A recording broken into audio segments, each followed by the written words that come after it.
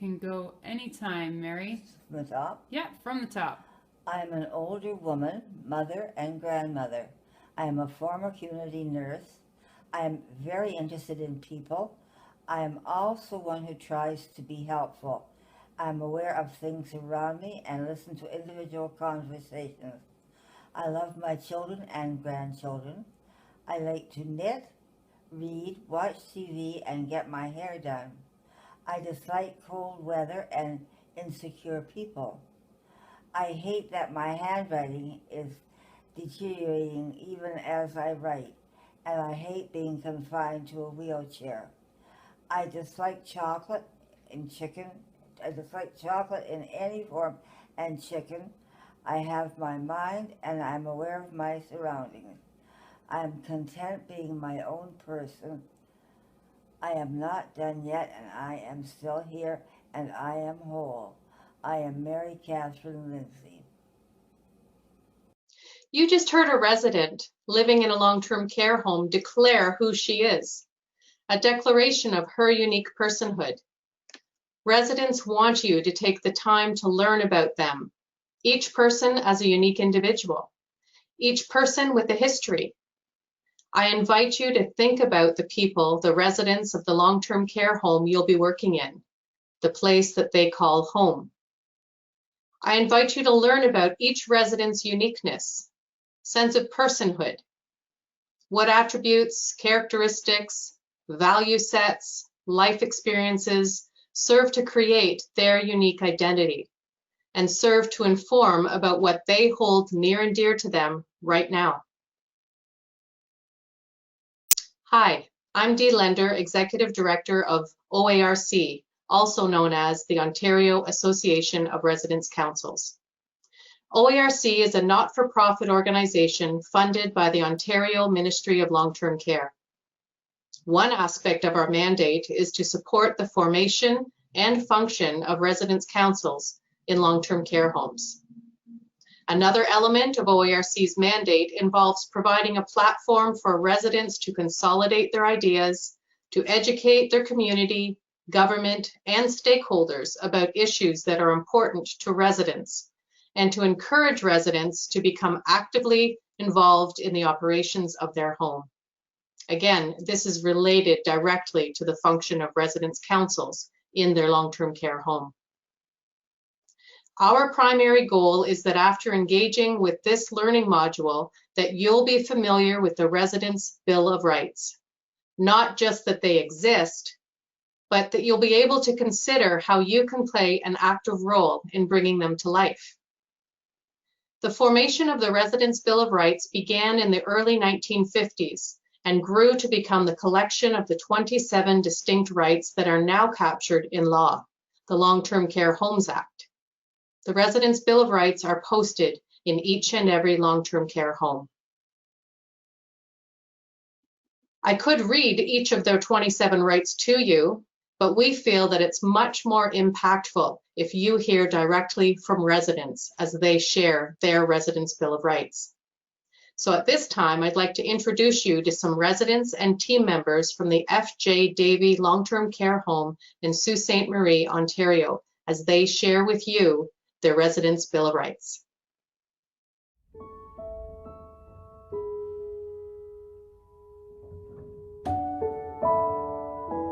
Be treated with respect and dignity. I have the right to be protected from all abuse. I have the right to not to be neglected. To have proper care. Every resident has the right to know who is taking care of them. Participate fully. All residents can participate fully in any of the decisions in their care. I have the right to vote.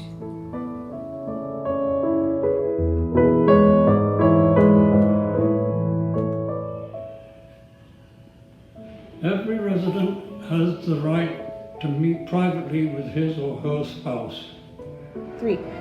We have the right to form friendship. I have the right to participate in decision making. All residents have the right to participate in residents' council.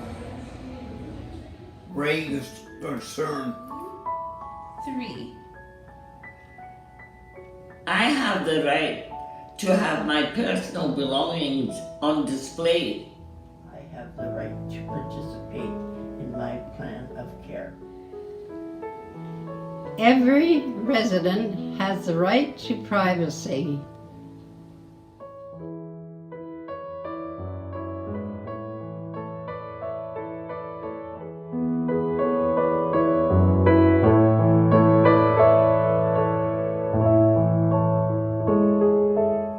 All residents have the right to have their personal health information kept private. All residents have the right not to be restrained.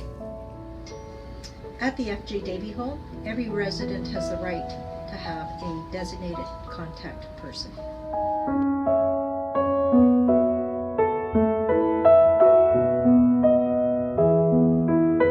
I have the right to pursue social interests. Every resident has the right to have visitors during critical illness and visit and communicate in private. Every resident has the right to manage his or her own financial affairs and be informed of any written law affecting services provided. Every resident has the right to share a room with another resident according to their mutual wishes, should the accommodations be available. Every resident has the right to have your lifestyle choices respected. Every resident has the right to bring a friend, family, or person of importance to any meeting.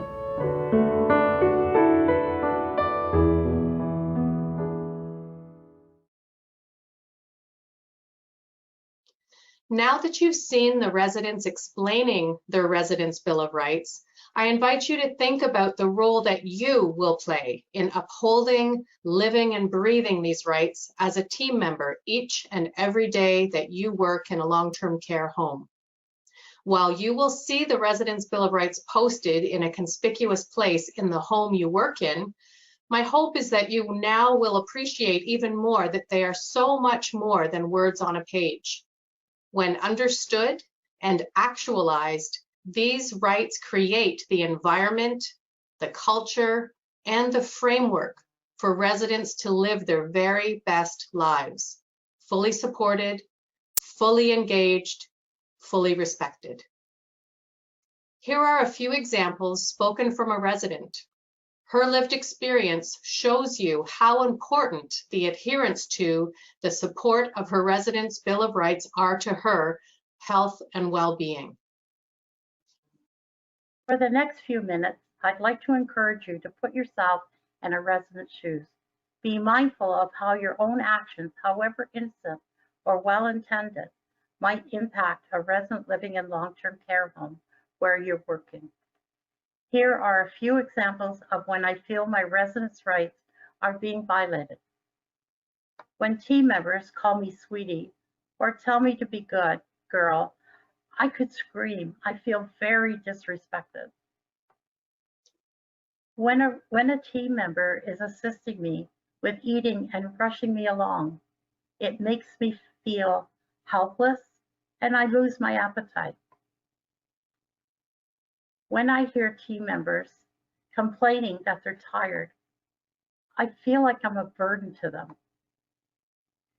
When I hear team members speaking their own language while providing my personal care, I feel invisible and I want to scream, pay attention to me.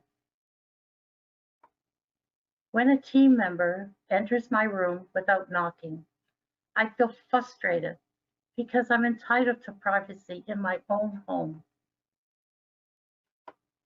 Now that you've heard a few negative examples, I want to contrast those with some positive experiences I've had.